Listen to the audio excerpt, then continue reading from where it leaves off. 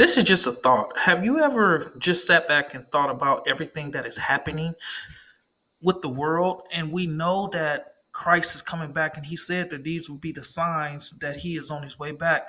And it seemed like things are moving rapidly. But have you ever just thought about that? Maybe the things that are happening, we're looking for big things to happen rather than the smaller things that are happening. Like, for example, we're looking for things such as the Jetsons or, cars flying in the world, things in the air, all these things that we think about. They're robots walking among us that look just like us and all that. But see, here's the thing, all these things have transpired already. We have cars that fly. They were testing them in San Francisco. We have these robots that we're seeing.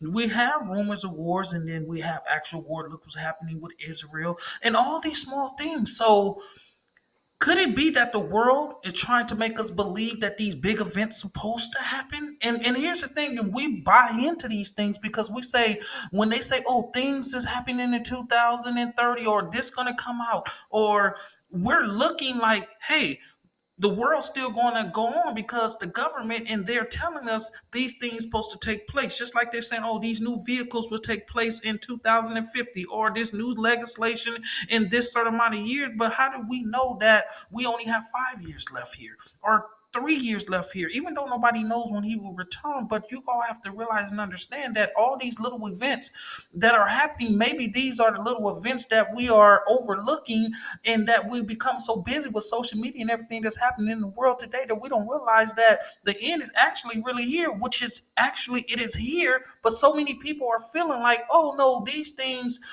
this futuristic type of world, it's not going to take place until like the year of 2080. I won't be around. But how do you know that you that are 50, 60, 70-year old will experience Christ coming back? So I just want to put that thought into your mind. So get right, because you never know when time is near. You don't know when he is coming back. He said he would come like a thief in the night.